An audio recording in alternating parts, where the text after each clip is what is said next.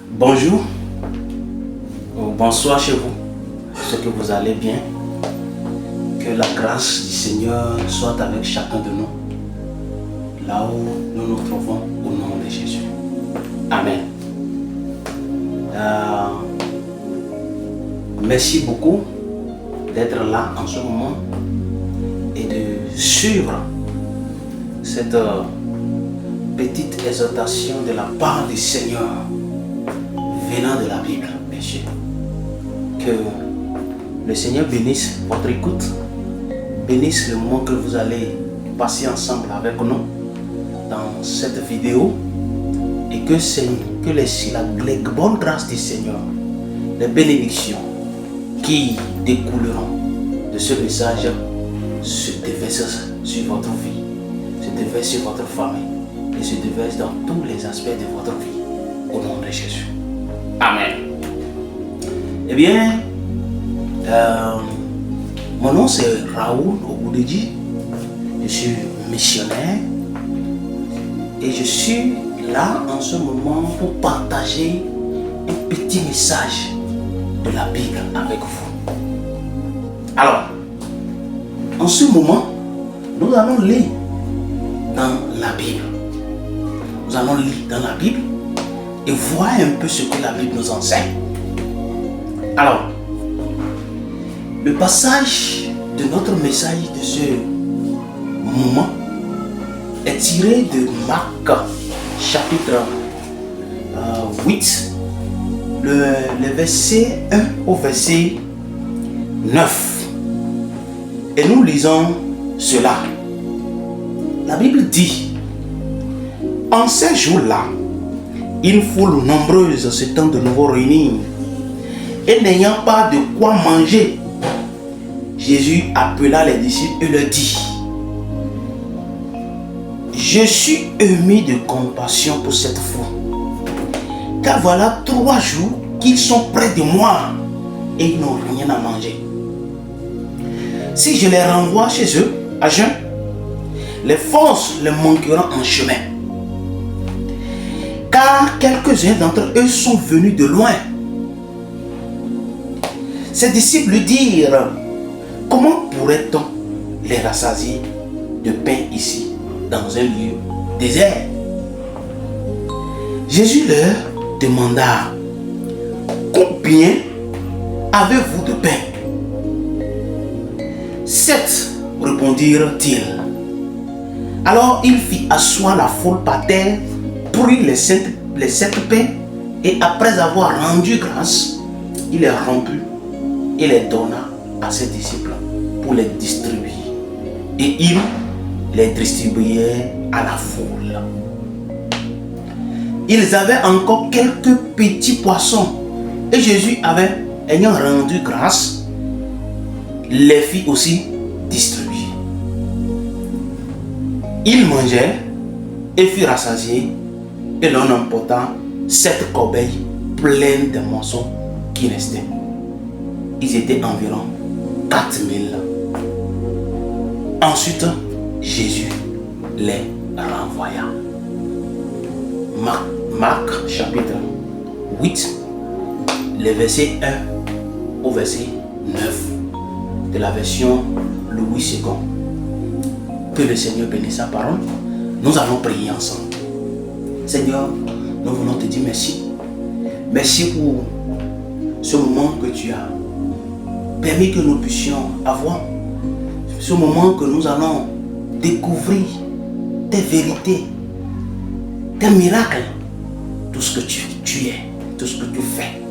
Seigneur, nous prions, Papa, pour que tout ce que nous voudrions vraiment y découvrir de ta parole en ce moment soit des bénédictions sur notre vie au nom de Jésus.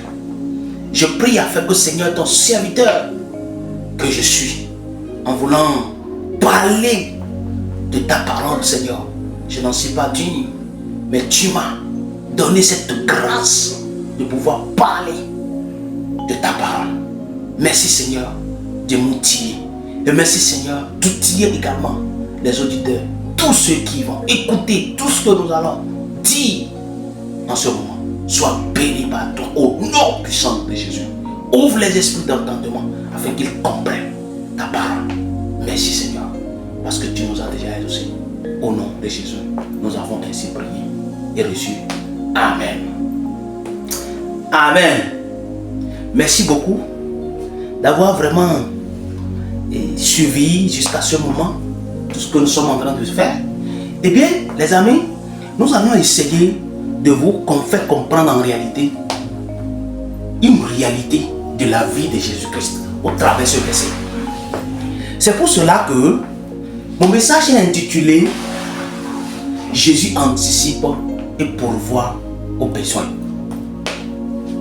Je dis bien, le thème du message de ce moment est intitulé Jésus anticipe et pourvoit aux besoins. Alors, une question qui me vient à l'esprit lorsque je relis ce passage. Voici la question. La question dit, comment Jésus se comporte-t-il au moment où nous sommes dans un besoin? Comment Jésus fait les choses? Comment il est vis-à-vis de nos besoins? Vis-à-vis des trucs que nous avons réellement besoin dans notre vie. Que fait Jésus en tant que ses enfants? Et je voudrais que vous puissiez garder ceci, même si vous oubliez tout ce que je vais dire en ce moment. N'oubliez pas ceci. Le Seigneur, lui, il est au petit soin avec nous. Il connaît les besoins bien avant qu'ils ne viennent à notre niveau. Il anticipe cela. Il connaît aussi les besoins, les potentiels besoins qui se dresseront sur nos chemins. Jésus anticipe cela et il pourvoit à ces besoins-là. C'est très important. Parce que il y a beaucoup de personnes qui semblent à des moments donnés ignorer ces réalités de la vie, du leadership de Jésus-Christ. Nous pensons que lorsqu'on parle de Jésus-Christ, c'est seulement lié à des choses du royaume, du ciel, et ça s'arrête là. Non. Les petits besoins, les soins, le soin quotidien, le Seigneur est avec nous. Il anticipe nos besoins et il pourvoit à cela. C'est très important. Et qu'est-ce qui nous permet de le dire? Le verset que nous venons de lire clairement nous notifie cette réalité. Et quand je reviens dans le texte que nous avons choisi aujourd'hui, essayons un peu d'analyser. Essayons un peu de voir ensemble avec moi les réalités qui se cachent dans cette histoire que nous venons de lire. La Bible dit, en ces jours-là, une foule nombreuse s'étant de nouveau réunie et n'avait pas de quoi manger. Vous savez, Jésus-Christ, comme d'habitude, quand il est quelque part au moment où il était dans ce monde physiquement, il est quelque part, c'est une grande foule qui se réunit autour de lui, naturellement, à cause de ses enseignements, à cause des merveilles qu'il accomplit, et à cause des choses que les gens ont besoin et qu'il apporte dans leur vie, dessus. Et ce texte n'a pas trahi la trahison et la coutume ou bien la tradition de Jésus. Lorsqu'il est quelque part, les gens s'entourent, les gens sont autour de lui parce qu'il a la parole de la vie. Et une fois encore, les gens se sont réunis et autour de Jésus-Christ, mais il y a un problème. Le passage est clair et Marc qui a rapporté cet événement a été vraiment clair par rapport à ce qui se passe dans la vie de ces gens-là qui étaient autour de Jésus-Christ. Il y avait un besoin réel, physique, corporel, et qui s'était présenté dans le temps. Et le verset premier nous montre cela clairement. Et qu'est-ce qu'il dit? Il dit, n'ayant pas de quoi manger. La foule manquait, qu'est-ce qu'il faut mettre dans le ventre? Autrement dit, c'est pour dire la nourriture. Ils ont besoin de la nourriture. le besoin corporel. Hein? C'est le besoin corporel. Ils ont besoin de manger. Et vous savez, dans notre jargon, on dit la bouche, ou bien le ventre affamé plutôt, excusez-moi, le ventre affamé n'a point d'oreille. Le ventre affamé n'a point d'oreille. Lorsque le ventre est creux, lorsqu'il a besoin d'être rempli, lorsque ça bouillonne à l'intérieur, en ce moment c'est difficile d'avoir des oreilles, d'entendre quelque chose et de retenir quoi que ce soit.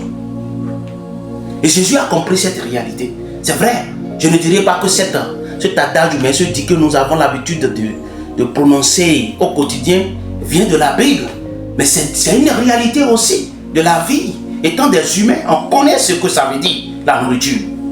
Lorsqu'on manque de quoi satisfaire son besoin corporel, la nourriture de tous les jours, ça devient un problème.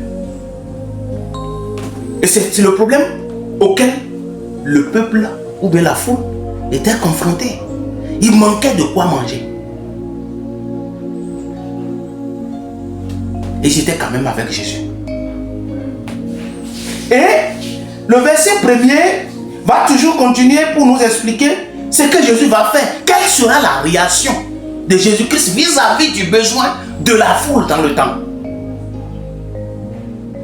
La Bible dit, Jésus appela les 12, les disciples, et leur dit, je suis ému de compassion pour cette foule. Je suis ému de compassion pour cette foule. Vous voyez? Lorsque nous regardons la réalité de ce verset, en réalité, le verset n'a pas dit, Marc n'a pas rapporté pour dire, la foule était venue vers Jésus-Christ pour lui dire, Seigneur, nous manquons de quoi manger. Nous avons le besoin de la nourriture. Pourquoi tu ne nous donnes pas à manger? On a faim. Non, la foule ne s'est pas comportée de cette façon. Ni les disciples n'étaient venus à Jésus-Christ en ce moment pour lui dire, nous avons besoin de quoi manger ou bien donner à manger à cette foule. Mais c'est Jésus lui-même qui va constater le besoin. Mon frère, je ne sais pas, mon frère, ma soeur, je ne sais pas si dans mes analyses, avec l'histoire, est-ce que nous sommes en train de suivre pour voir en réalité la profondeur de cette histoire avec Jésus-Christ? Oui, nous devons comprendre et voir les détails qui s'y trouvent afin de comprendre en profondeur le Seigneur que nous sommes en train de servir. Comment il est au petit soin. Comment il se soucie plus de nous que notre propre personne. Il se soucie plus de nous-mêmes que nous-mêmes. Je ne sais pas si vous comprenez cette expression. Mais c'est la réalité. La foule n'a pas ému le besoin. Mais c'est Jésus lui-même qui a constaté. Il va appeler ses disciples pour dire, oui, regardez. Je suis ému de compassion. Le verbe ému, c'est-à-dire être ému de compassion, c'est pour montrer que c'est le sentiment qui partage. C'est une manière de se mettre à la place de la personne. Être compatissant, c'est une manière de vivre la réalité de la personne avec elle-même. C'est ce que Jésus est en train de montrer ici. Il dit, je me mets à la place de la foule. Ce que la foule subit, moi-même je suis dedans, pleinement avec eux. Et je me demande, il faut que je fasse quelque chose. Il faut que quelque chose soit fait pour que cette foule puisse quitter ce besoin-là qui est présent. C'est très important. Nous devons comprendre notre Seigneur Jésus. Il est au petit soin. C'est très important, les amis. Quelqu'un qui a Jésus-Christ, quelqu'un qui connaît Christ, quelqu'un qui a donné sa vie à Jésus-Christ, quelqu'un qui a le pour Seigneur Jésus-Christ, notre Sauveur, et qui ne voit pas ses soins au quotidien, c'est-à-dire auprès de Jésus-Christ, ça devient cette personne n'a pas vraiment expérimenté Jésus-Christ dans sa vie. Le Seigneur, il est compatissant. Il est le Dieu qui nous donne le chemin. C'est lui qui pourvoit à nos problèmes. C'est lui qui voit d'abord le problème et commence même par réfléchir en première position sur notre vie. Avant que nous-mêmes, nous puissions commencer par voir les besoins et commencer maintenant par se plaindre. C'est d'ailleurs la raison pour laquelle lorsque nous sommes chrétiens ou bien chrétiennes et nous avons des problèmes et nous commençons par jacasser, crier par-ci, par-là, commencer par demander de l'aide par-ci, par-là et en oubliant la providence divine, nous faisons mal. La Bible, ailleurs, Jésus-Christ lui-même va dire, il va dire à ses disciples que si Dieu s'occupe des oiseaux, il s'occupe des fleurs, il habille ces fleurs, il se donne à manger aux oiseaux, il est au petit soin de ces petits trucs, de ces objets que lui-même a créé, ces créatures qui sont minimes devant la créature humaine. Comment il ne va pas prendre soin de nous en tant que ses enfants?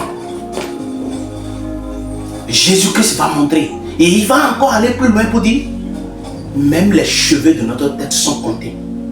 Et quand je viens sur ce verset à chaque fois, ou bien quand je me rappelle de ces paroles, à chaque fois je pose la question aux gens, qui peut compter le nombre de cheveux qui se trouvent sur sa tête? Je ne sais pas si vous êtes en train de m'écouter en ce moment et que vous avez cette capacité de nous dire combien de cheveux vous avez sur votre tête. Vous pouvez nous répondre en commentaire. Et là, nous allons voir qui est celui-là qui connaît le nombre de cheveux qui se trouvent sur sa tête. En tout cas, moi, je ne connais pas. Je ne connais pas encore, je ne sais pas qui est ce génie-là, qui comprend et qui connaît et qui pourra véritablement nous dire combien de cheveux se trouvent sur sa tête. La Bible dit, le Seigneur a compté ça. Et si un seul cheveu va tomber de notre tête, c'est que c'est de sa volonté. Ça montre combien de fois le Seigneur au petit soin. Ça montre combien de fois ce que nous-mêmes nous sommes incapables de connaître sur notre propre personnalité. Le Seigneur, lui, il connaît.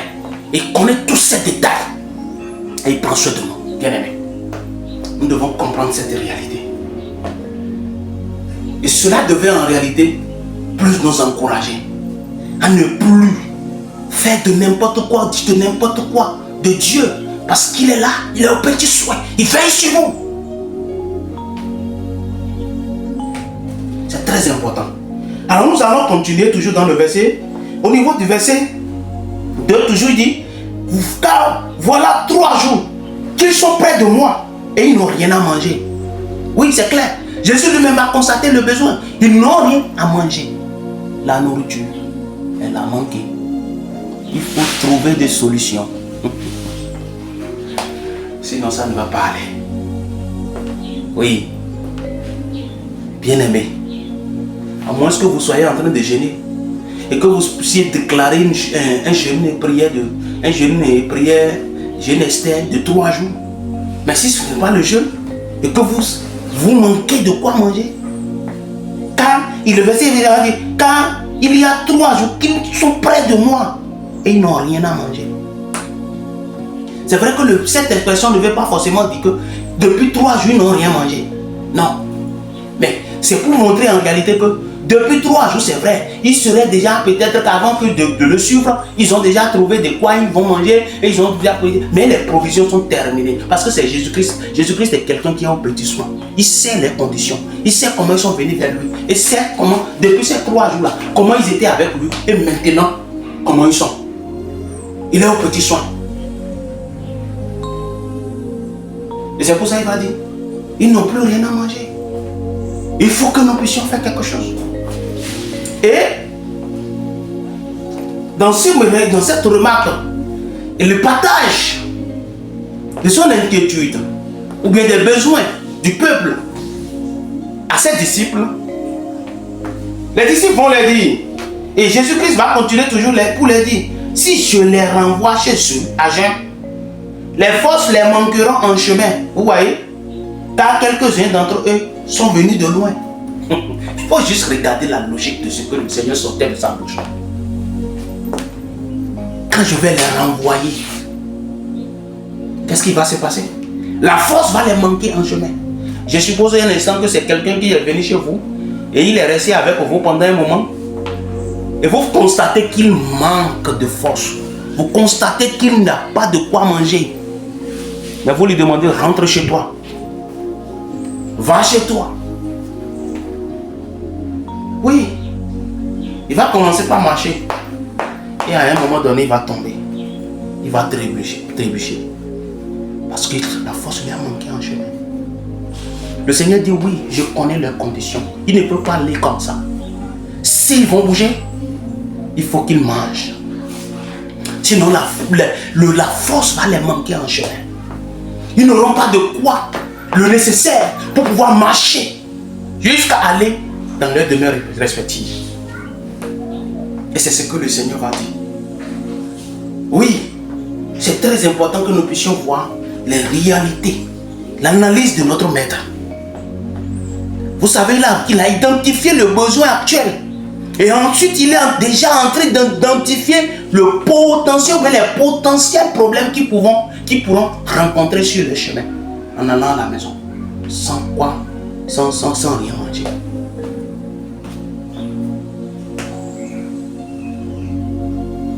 Notre Seigneur, il est le Dieu. Il est notre Seigneur qui prend soin de nous, qui est au petit soin, qui anticipe nos problèmes, qui regarde nos problèmes, qui regarde nos réalités au quotidien. Oui. Si tu as oublié, il ne faut pas l'oublier maintenant. Le test là nous montre en réalité que nous rappelle qu'en réalité le Seigneur ne va jamais nous laisser au quotidien. Il est au petit soin. Il veille sur nous et il veut s'occuper de nous au quotidien. Il sait ce que nous avons besoin. Il cherche des solutions pour pouvoir nous sortir de là. C'est de ça qu'il s'agit. Mais vas-tu résister? Vas-tu attendre? Vas-tu continuer à croire, à accepter, à patienter? Parce que le Seigneur le fera. Ça c'est sûr. Alors, nous allons continuer d'analyser un peu le texte que nous avions choisi ce matin. Et on dit, au niveau du verset 4, le verset va nous montrer ce que maintenant la réaction des disciples à qui Jésus était en train de parler. Les disciples vont dire, ces disciples lui répondirent, comment pourrait-on les rassasier de pain ici dans un lieu désert? Voilà la réaction des disciples. Comment est-ce que nous pouvons nourrir cette foule dans un lieu désert où il n'y a rien du tout? Dans un désert, il n'y a absolument rien. Comment pouvons-nous nourrir ces gens? Même si nous avons le désir de faire le feu, on ne peut pas parce qu'il n'y a pas de bois. Même si nous avons le désir de faire quoi que ce soit, on n'a rien du tout. Comment tu penses que nous pouvons nourrir cette foule-là? Et qu'est-ce que les disciples étaient en train de dire par là? Et lorsque nous regardons, moi j'analyse la réaction des disciples, c'est clair. Tu n'as pas d'autre choix que de les chasser de là. Tu n'as pas d'autre choix que de les ramener à la maison. Mais regardez les inquiétudes que le maître avait déjà énumérées bien avant que les disciples ne réagissent de cette façon. Et lorsque j'ai fait mes recherches par rapport à cette situation, à une situation pareille avec Jésus et ses disciples, nous voyons que Marc a déjà rapporté dans le chapitre 6, à partir du verset, au niveau du verset 30 jusqu'au verset 44, que Jésus-Christ avait déjà fait. Il les avait déjà sortis d'une telle situation, d'une façon miraculeuse. Quelle aurait été la réaction de ses disciples quand Jésus venait vers eux? Il voulait dire, ah, voilà, je n'ai pas cette foule. Souffre. Comment je vais faire? Quelle est votre solution? Qu'est-ce que vous pensez que je peux faire? Les disciples auraient pu réagir autrement. Mais non, ils n'ont pas fait cela. sont sortis encore une situation. Vous dites non, nous sommes dans un lieu désert. Alors que c'était pareil. Au moment où Jésus avait fait, dans Marc chapitre 6, dont je vous ai parlé tout à l'heure, au moment où Jésus-Christ les avait sortis de cette situation, c'était encore dans un lieu désert. Et Jésus a trouvé la solution. Quelle aurait pu être leur réaction? Seigneur, nous te connaissons. On sait comment tu fais. La dernière fois, hein?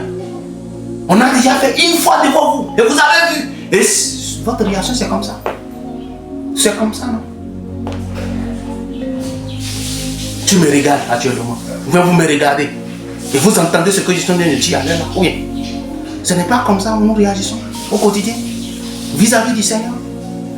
Nous oublions les choses qu'il a faites pour nous dans le passé. C'est ça. Et la seule chose que nous connaissons, c'est de se plaindre. On est là à se plaindre, à se lamenter. Seigneur, Seigneur ci, Seigneur ça, Seigneur par ci, Seigneur par là. Et les choses qu'il a faites par le passé, tu as oublié. Comment tu peux oublier les merveilles de Dieu par le passé? C'est ce que les enfants d'Israël, les enfants d'Éphraïm, dans la Bible, ils ont fait. Et la Bible a dit, ils ont oublié les merveilles de Dieu. Ne ressemble-t-il pas à ces gens-là? Est-ce que n'est pas la même réaction que les disciples ont eue ici? Bien-aimés dans le Seigneur, si vous êtes en train de m'écouter, si tu es en train de m'entendre, vous devez revoir votre manière de fonctionner avec le Seigneur. Votre manière, votre foi, votre confiance au Seigneur. Vous devez confesser des choses mal, des choses mauvaises que vous faites vis-à-vis du Seigneur. Il n'aime pas des trucs comme ça. Il veut que vous puissiez lui faire confiance. Oui, les disciples auraient pu avoir une réaction différente de ce qu'ils ont eu. Parce que leur maître les avait déjà fait. S'ils n'avaient pas eu une situation de ce genre, ce serait compréhensible. Mais vous aviez été déjà. Vous avez vécu déjà. Et vous avez vu le maître faire. Mais vous lui posez encore des inquiétudes. Vous lui dites encore c'est dans un lieu désert. Qu'est-ce que tu as à faire? Tu n'as pas le choix. C'est une manière de dire tu n'as pas le choix. Renvoie cette foule pour qu'elle puisse rentrer chez elle. Pour qu'elle puisse chacun puisse aller se trouver de quoi manger. Et pendant ce temps, Jésus va leur poser la question de savoir. Jésus leur demanda, combien avez-vous de pain? 7, répondit-il. Vous savez ce que moi je dis quand je vois la réponse des disciples? C'est clair. Nous avons 7.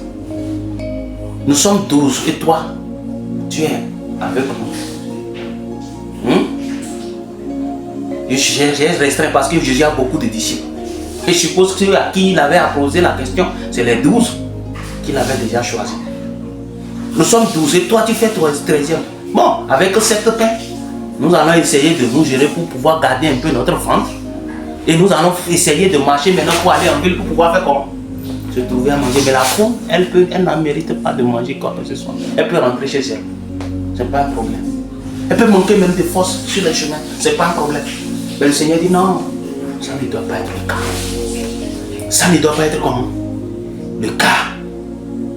Et il dit maintenant, alors il fit asseoir la foule par terre, prit les 7 pains, et après avoir rendu grâce, il les rompit, il les donna à ses disciples pour les distribuer, et il les distribuait à la foule. Vous voyez? Et la Bible dit, ils avaient encore quelques petits poissons, et Jésus ayant rendu grâce, les fit aussi distribuer. Ils mangeaient et firent rassasier, et l'on emporta 7 corbeilles pleines de morceaux qui restaient. Et ils étaient environ 4000. Ensuite Jésus les renvoya. Voilà. Jésus dit non. Combien de pain avez-vous? Ils ont dit 7. Ils ont encore un peu de poisson. Jésus va prendre le tout. Et il va faire comment? Il va multiplier, il va rendre grâce à Dieu et multiplier tout ça. Pour que ça puisse devenir beaucoup. Pour que toute la foule puisse manger. Alléluia. C'est de ça il s'agit. C'est de ça il s'agit. Pour le Seigneur, il n'y a pas question de les laisser dans cette situation, de les laisser, de les abandonner dans cette situation devant laquelle ils étaient. Le besoin réel qui était besoin pour la foule dans le temps était la nourriture. Et vous allez voir que quand Jésus-Christ va vouloir faire le miracle, il va vouloir vraiment opérer son miracle, parler avec son Père pour la multiplication du Père. Il a fait effectivement selon les besoins des disciples, les besoins de la foule. La foule avait besoin de nourriture. Jésus ne leur a pas donné autre chose. Il les a donné la nourriture. Nous devons comprendre ça. C'est très important de comprendre ça. Aux besoins réels, Jésus répond de façon idéale.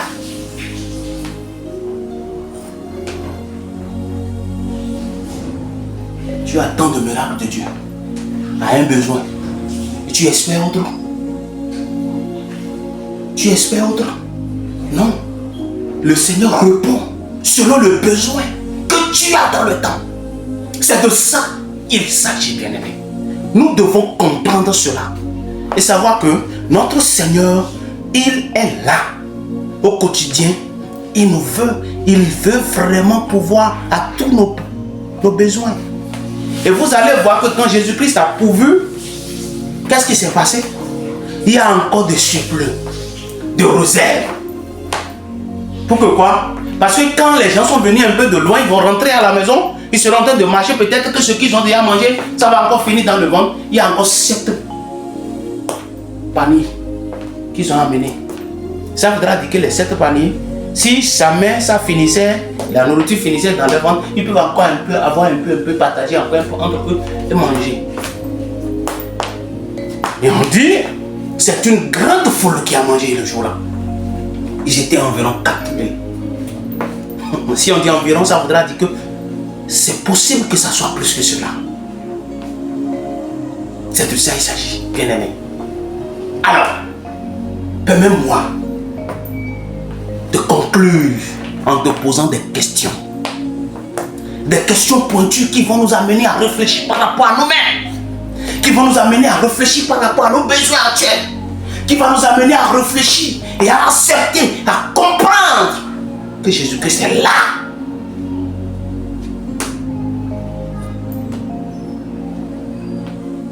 Il ne va jamais t'abandonner. Il est là, petit soin. Il anticipe tes problèmes, il connaît tes problèmes et il sait par quel moyen te sortir de cette situation. Est-ce que tu crois à ça? Est-ce que tu as confiance en cela? Ou bien tu es là seulement? Tu as perdu espoir. Tu ne penses plus à ça. Tu ne penses pas que le Seigneur peut avoir de solution pour toi. Oui, permets-moi de te dire qu'il y a la solution pour toi. Et que le Seigneur est au petit soin. Donc, fais-lui confiance. Pourquoi tu doutes? Pourquoi tu as un besoin, tu cries? Pourquoi tu penses que le Seigneur est incapable? Pourquoi tu penses que le Seigneur n'a pas encore répondu? Pourquoi tu penses que le Seigneur n'est pas capable de pouvoir te répondre? Pourquoi tu es en train de crier? Pourquoi tu es en train de pleurer partout? Pourquoi tu te lamentes partout? Cesse de te lamenter. Fais-lui confiance. Il est là. Ne pense pas qu'il ne connaît pas ta situation. Il connaît la situation. Il connaît le besoin. Il sait ce que tu en veux. Et il sait comment il va te sortir de cette situation. Fais-lui confiance. Et tu verras la gloire de Dieu s'éclater dans ta vie. Est-ce que tu m'as compris? Est-ce que tu as entendu ce que le Seigneur t'a dit en ce moment précis? Bien-aimé, nous avons besoin de mettre notre confiance pleinement en Jésus-Christ, qui est là au petit soin pour nous. Et quel que soit ce que nous avons besoin, il est là. S'il a pourvu, il a donné à manger aux gens, ce n'est pas à toi. Il va manquer. La nourriture n'est pas encore terminée au ciel. Alléluia. Et la nourriture divine est encore sur la terre, il circule. Et qui va te donner? Fais-lui confiance. Et tu verras la gloire de Dieu s'éclater dans ta vie. Tu verras la magnificence du Seigneur s'éclater dans ta vie. Tu verras ce que le Seigneur est pour toi. Et tu viendras témoigner. Car je suis convaincu que le Seigneur, il est au petit soin. N'oublie pas, le Seigneur anticipe et pourvoit aux besoins. Shalom. Prions. Seigneur notre Dieu, nous voulons te dire merci.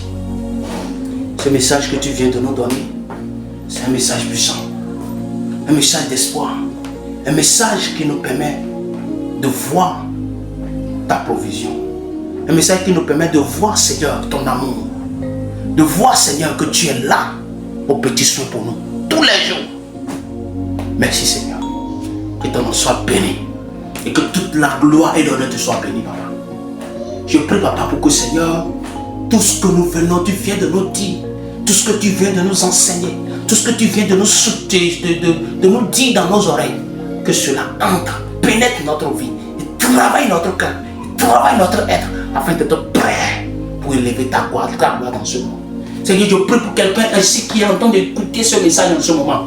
Quel est le besoin dont il a dans sa vie? Je prie afin que tu combles, Seigneur, ce vide dans sa vie au nom de Jésus. Que tu pourvoies ses besoins au nom de Jésus. Que tu vois ta main puissante te manifester dans sa vie maintenant au nom de Jésus. Papa, manifeste-toi dans les vies. Remplis les vies de joie. Remplis les vies de bonheur. Remplis les jours de paix. Remplis les jours de grâce pour la gloire de ton nom. Merci, Seigneur, parce que tu as déjà exaucé. Que toute la gloire et l'honneur te soit donnée. Que la main puissante soit. Et que tout soit pour la gloire de ton nom. Merci infiniment, Papa. Au nom puissant de Jésus-Christ de notre prière reçue. Amen. Merci beaucoup. C'était le missionnaire Okoudédi Atieni Raoul au micro ce jour. Au besoin, si vous avez besoin de me contacter pour des conseils, des moments de discussion, n'hésitez pas à le faire. Je peux déjà vous donner mes contacts sur lesquels vous pouvez déjà me contacter.